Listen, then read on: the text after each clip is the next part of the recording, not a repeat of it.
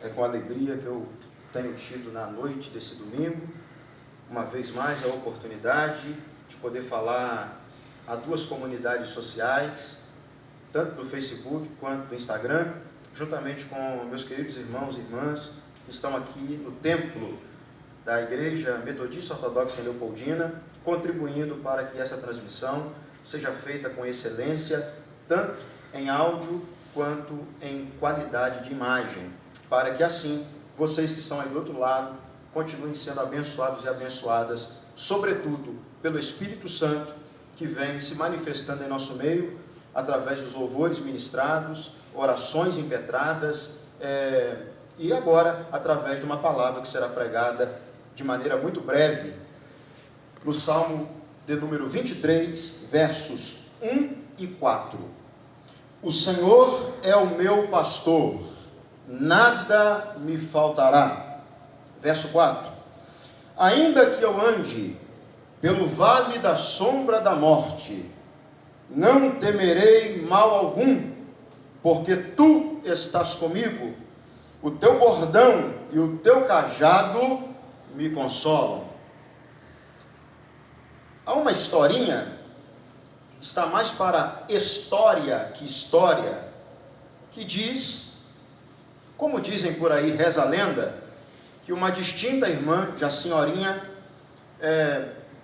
dentro de sua própria casa, conseguiu a façanha de perder o próprio óculos. E ela procura de um lado e procura do outro e nada de encontrar os óculos. Então ela começa a pedir ajuda a um vizinho, a outro vizinho, e já com os vizinhos dentro de sua casa, ela consegue identificar onde seus óculos estavam perdidos, entre aspas, dentro de sua Bíblia, justamente na altura e na localização textual do Salmo de número 23. E depois, conversando com ela, os vizinhos chegaram à conclusão de que ela havia perdido os óculos há mais de 20 dias. Portanto, 20 dias sem ler a palavra. Bom, todo aquele que lê a palavra conhece de cor e salteado a leitura que ora fiz. Esse salmo, ele é muitíssimamente conhecido, repito, por aqueles e por aquelas que costumeiramente, assiduamente, relacionam-se com a palavra de Deus. O verso 1 do referido salmo é uma declaração historicamente feita por um homem de Deus chamado Davi. Segundo a tradição judaica, foi ele quem escreveu originalmente esse salmo, sob a inspiração do Espírito Santo. Ao escrevê-lo, ele se coloca na posição de uma ovelha que tinha um pastor. Só que aqui, como o salmo é descrito como, a priori, louvor a Deus, enquanto ele se equipara a uma ovelha, ele está colocando Deus, aqui no Salmo de número 23, em termos pastorais. Ele, ovelha, Deus, seu pastor. O verso 1 é uma declaração exaurida, nascida, originada por Davi. Do verso 2 ao verso 6, nós temos uma lista. E essa lista, ela contém 3 etapas, 3 propósitos, 3 aspectos. Primeiro aspecto, ela contém demonstrativos da declaração do verso 1. É como se Davi, usado pelo Espírito Santo, do verso 2 ao verso 6, quisesse demonstrar, colocar em termos práticos a declaração ora feita no verso 1. A lista também contém atividades do Senhor pastor. No verso 1, o Senhor é meu pastor e nada me faltará. É a revelação do que Ele é. Do verso 2 ao verso 6, é uma lista que contém atividades, aquilo que Ele faz. Verso 1 é o que Deus é. Do verso 2 ao verso 6, é o que Deus faz. E um terceiro propósito dessa lista, do verso 2 ao verso 6, é esboçar situações hipotéticas, que quando se tornarem fáticas na experiência da vida humana, comprovarão a declaração que está no verso 1. Comprovarão que Deus estará com a sua ovelha e o que Ele poderá fazer por ela, quando estas situações da lista hipotética se tornarem fáticas na experiência da vida da ovelha. Agora, gente conhece o Salmo de número 23. O que pouca gente consegue perceber são algumas lições atinentes a este salmo, preciosíssimas, diga-se de passagem. O texto começa: o Senhor é o meu pastor e nada me faltará. A primeira lição que temos aqui, aparentemente pela leitura que ora fiz e que ora fazemos costumeiramente em casa, a parte melhor do texto parece que está na direção do que Deus possa gerar pelos seus. Quando nós analisamos o que está com carinho aqui no verso 1, sobretudo considerando o original, no original não está como saiu no português. No português, repito, o Senhor é o meu pastor e nada me faltará. No original hebraico, o Senhor é o meu pastor e dele eu não tenho falta. Se no português nós incorremos no erro de acreditarmos que o principal do verso 1 é aquilo que Deus possa gerar por nós, no original hebraico a ideia é de que a presença de Deus, geradora de tudo quanto os versos 2, 3, 4, 5 e 6 vai produzir em nós, é ela, a presença de Deus, a realidade mais importante que o verso 1 declara na direção daqueles que são ovelhas do aprisco do nosso Senhor. O Senhor é o meu pastor e nada me faltará. Já tomamos conhecimento de que não nos faltará a sua presença. Agora, o verso 4 que lemos fala a respeito de um vale da sombra da morte. A ideia aqui, na listagem do verso 2 ao verso 6, é que este vale também não vai nos faltar. E não vai nos faltar pelo fato do Senhor ser o nosso pastor. Queridos e queridas, guardem no coração, é pelo fato de Deus ser o nosso pastor, é pelo fato de termos à nossa disposição a gloriosa presença de Deus, é que não nos faltará o chamado vale da sombra da morte, lugar escuro, lugar frio, o que vem para angustiar, o que vem para gerar medo. Vale da sombra da morte é a figura representativa de dívidas, doenças, crises, lugar apertado, sinuoso, tipo desfiladeiro, tipo ribanceira, lugar escabroso, lugar apertado, aquilo que vem para nos limitar, aquilo que vem para nos cercear.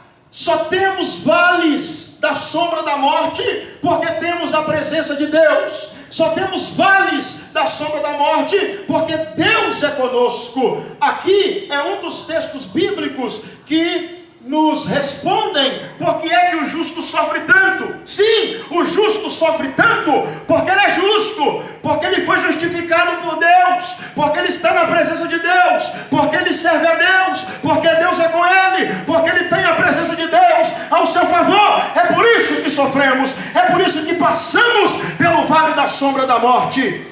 Outra lição que temos aqui, verso 4: ainda que eu ande, andar. A conotação da ideia por detrás do verbo andar é que tocaremos e perceberemos o vale da sombra da morte.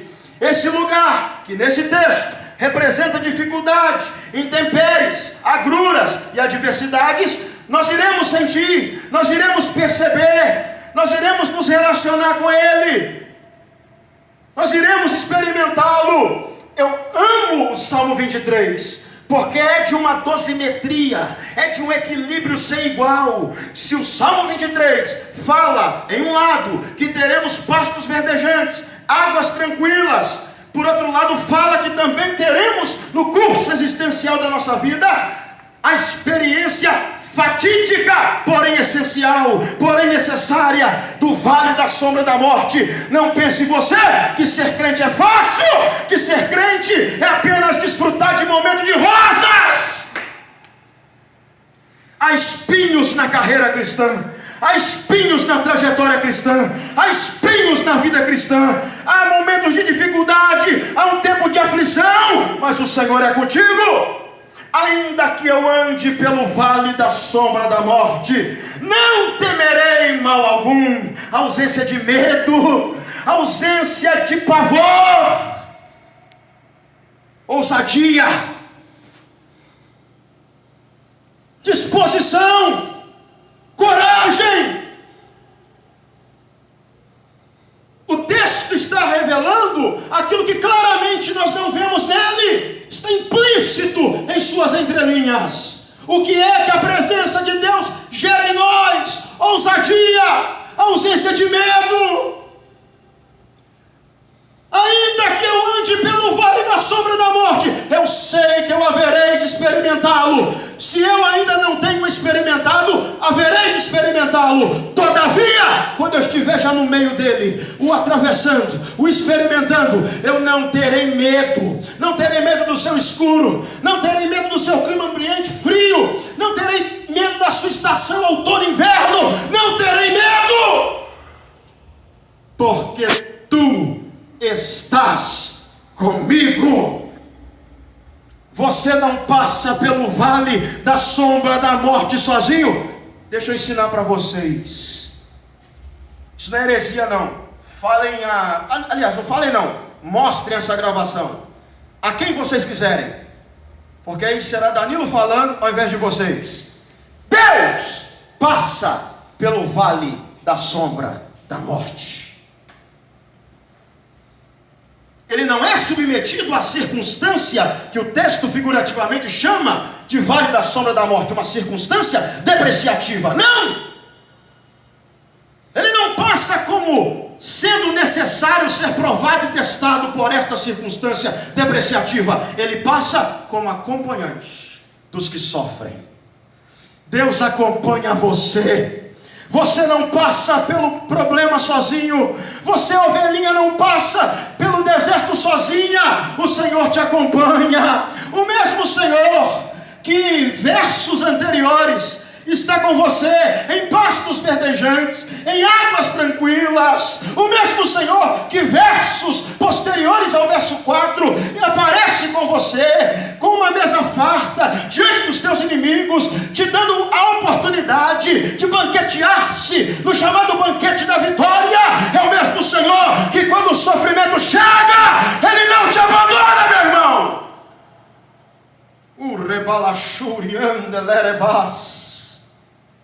Estou falando também para o pessoal do YouTube.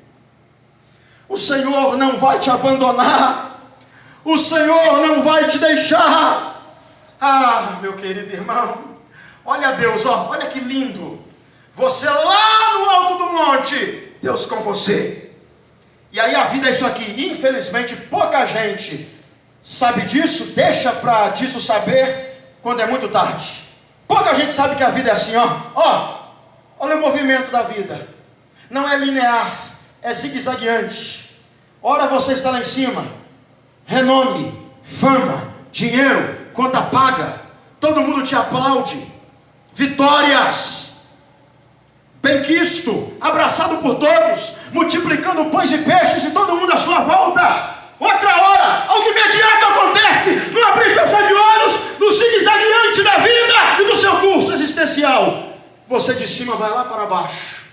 E aí a mesma multidão que comeu na sua mão ontem, multiplicação de pão e peixe, vira as costas para você e prefere a Barrabás.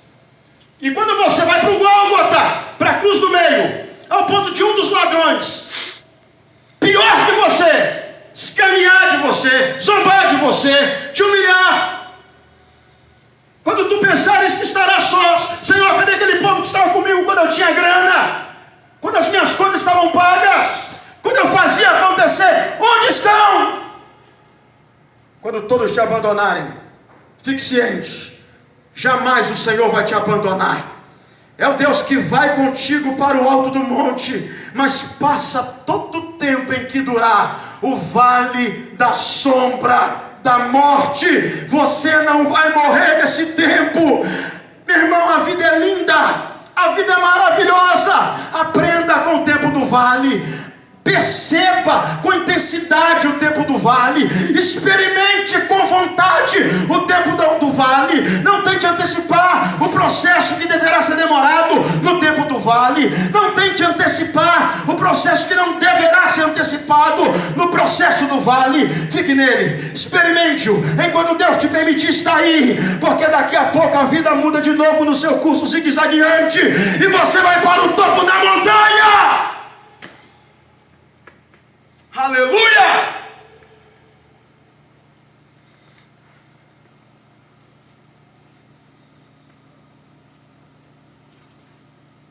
Ainda que eu ande pelo vale da sombra da morte, não temerei mal algum, porque tu estás comigo.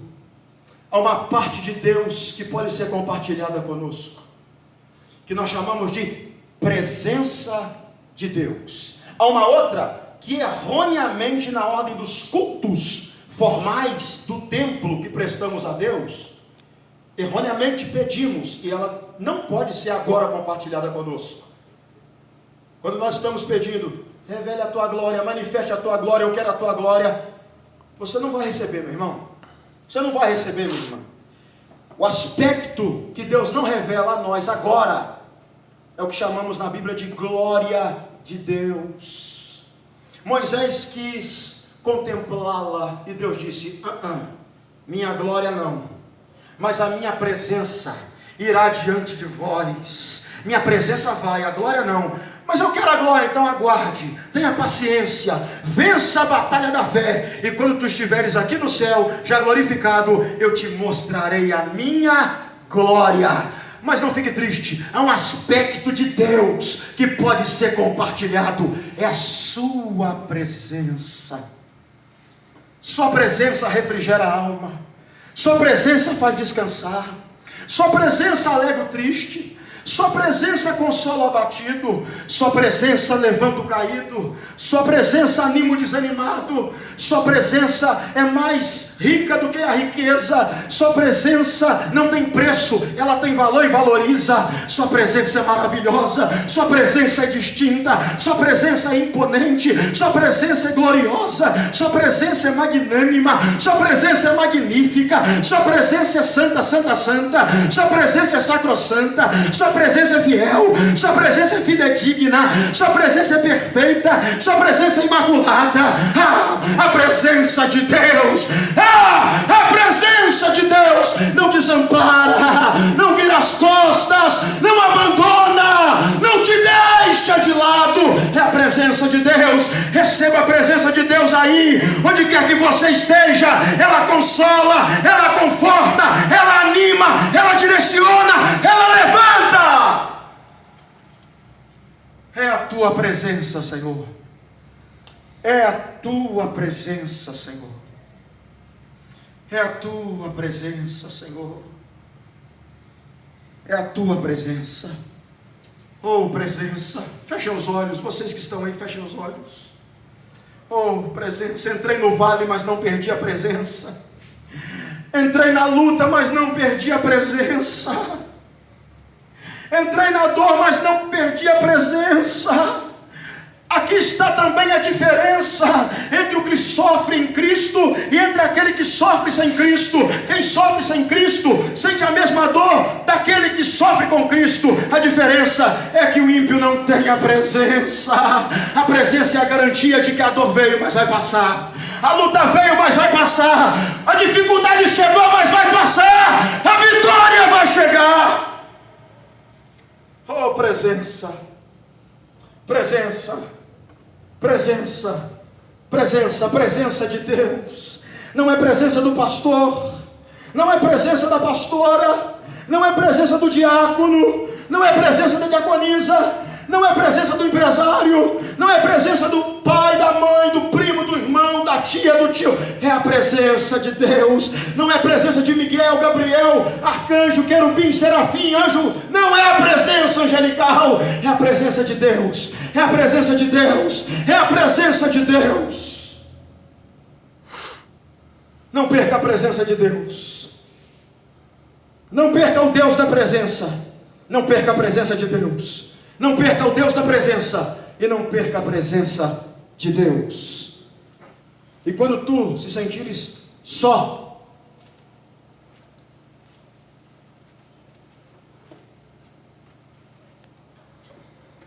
leia o livro. A diferença também deste livro, o livro, para todos os outros, é que este reflete testemunha, manifesta a presença de Deus. Deus é contigo, Deus é contigo, Deus é contigo. Não tenha medo, não temas. Eu sei que o tempo é difícil, não é fácil, não é fácil. Eu sei. Mantenha a presença, alimente a presença de Deus na sua vida, em nome de Jesus. Eu estou falando isso desde a primeira vez que eu estive de posse desse microfone aqui, nesse período de quarentena, pregando. Primeiro culto transmitido por esse ministério aqui na cidade. Eu disse naquela ocasião, 5 oportunidades depois, retorno e alimento, reitero o que havia dito lá. Talvez esse tempo não passe mais. Minha vontade é que passe, é que termine agora. Mas eu não sou o senhor do tempo. O tempo não está sob o meu controle, o meu comando, o meu domínio. Pode ser que não passe. Pode ser que não passe. Se Jesus volta. Se Jesus volta. Se Jesus volta. Então não perca a presença. Alimente a presença de Deus na sua vida. Enquanto durar esse tempo. Ainda que seja ad eterno. Continue orando. Lenha na presença. Continue jejuando. Lenha na presença. Continue se alimentando da palavra, lenha na presença. Busque a Deus, busque a Deus, busque a Deus, e não te faltará a presença de Deus. Te falta auxílio emergencial, te falta grana para pagar a conta, te falta comida sobre a mesa, mas não te falta a presença. Fique tranquilo. E tudo isso que vem faltando é temporário, é efêmero, é transitório. Daqui a pouco isso volta, e vai voltar em abundância para você, em nome de Jesus. Alivia o teu coração, porque a presença de Deus está aqui, para gerar em tua direção, até rimou, perdão, perdão, perdão. O que passou, passou. Se você abrir teu coração agora, se arrepender, o Senhor te perdoa. O Senhor muda a tua história, muda a tua casa, muda a tua família, muda a tua vida, e daqui a pouco você pode entrar no céu. Amigo, eu quero o céu porque também